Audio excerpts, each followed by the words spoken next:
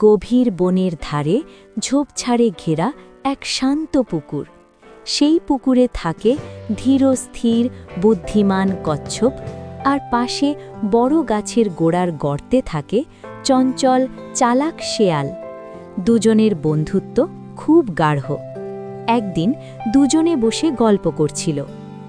বন্ধু শেয়াল, তোর বুদ্ধি আছে বলেই বিপদে পড়িস না। তবে সব সময় দৌড়াদৌড়ি করিস কেন? একটু বসে থাকা যায় না? এত চঞ্চল তুই, কি আর বলবো।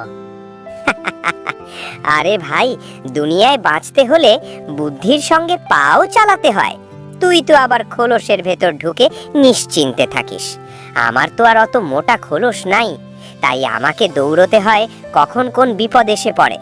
তাই আগে থেকেই দৌড়িয়ে নিজেকে সুরক্ষিত রাখি, বুঝলে বন্ধু? ঠিক তখনই ঝাপাত, ঝোপের ভেতর থেকে লাফিয়ে পড়ল এক ভয়ঙ্কর বাঘ।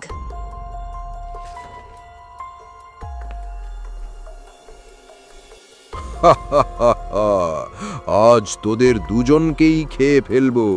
কয়দিন ধরে একটা শিকারও পাচ্ছি না, প্রচণ্ড ক্ষুধা লেগেছে। তোদের খেয়ে আমার ক্ষুধা নিবারণ করব। আয় দেখি এক এক করে আমার পেটের ভিতর। আরে বাবা, আমি চললাম। তুই পালা কচ্ছপ বন্ধু, না হলে বাঘ আমাদের খেয়ে ফেলবে। শেয়াল এক মুহূর্তও দেরি না করে বলেই বাউলি মেরে সটকে পড়ল। কিন্তু ধীরগতির কচ্ছপ গড়াতে গড়াতে পুকুরের দিকে যেতে না যেতেই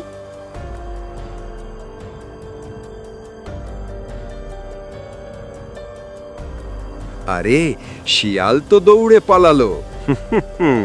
তুই বেটা কচ্ছপ পালাতে পারবি না। এই তো, তোকে এখনই ধরে ফেলবো। এই যে ধরেছি। কিন্তু কচ্ছপ তখনই মাথা পা সব খোলসের ভেতর ঢুকিয়ে নিল। এ আবার কি জিনিস রে বাবা? ঘাড় নেই, দাঁত ঢোকে না, নোখ বসে না, কি করে খাবো একে?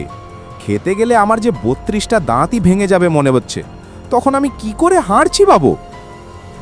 বাঘ কামড়ায় আঁচড়ায় কিছুই হয় না। দূর থেকে তখন শেয়াল মুখ বের করে ফেচকি হাসে আর বাঘকে বলে, মামা, কি ধরেছো জানো? একেবারে রাজকীয় খাবার। এটা খুব মজাদার খাবার। একবার খেলে বারবার খেতে মন চায়। সত্যি? তাহলে খেতে পারছি না কেন? এত মজার খাবার কি করে খাবো? এত শক্ত যে আমার দাঁতগুলোই ভেঙে যাচ্ছে। একটা উপায় বলো না ভাগ্নে। আরে মামা, এটার মাংস মুরগির থেকেও সুস্বাদু। কিন্তু সমস্যা একটাই, এই শক্ত খোলস নরম করার কায়দা না জানলে জিহ্বার সুখ মিলবে না। জলদি বল ভাগ্নে, আর ধৈর্য নেই। পেটে অনেক ক্ষুধা। তোকেও একটু ভাগ দিবনে, তাড়াতাড়ি বল। একটাই উপায় মামা, ওকে পুকুরের পানিতে ফেলে দাও। খানিকক্ষণ ভিজলেই খোলস নরম হয়ে ভেসে উঠবে। তখন টেনে এনে আরামে খাবে। বেশ, তাই হবে। একে পানিতে ফেলছি, তারপর খোসা নরম হলে মজা করে খাবো। আমার যে আর সহ্য হচ্ছে না।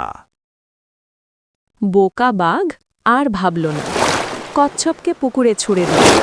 ছাপাস! কচ্ছপ সঙ্গে সঙ্গে জলে ডুবে গেল। শেয়াল চিৎকার করে, মামা, বসে থাকো। তোমার খাবার তৈরি হয়ে ভেসে উঠবে, তারপর কষিয়ে খেও। বাঘ পুকুরের দিকে তাকিয়ে থাকে, কিন্তু কচ্ছপ আর ওঠে না। শেয়াল তখন খুশিতে লাফায়।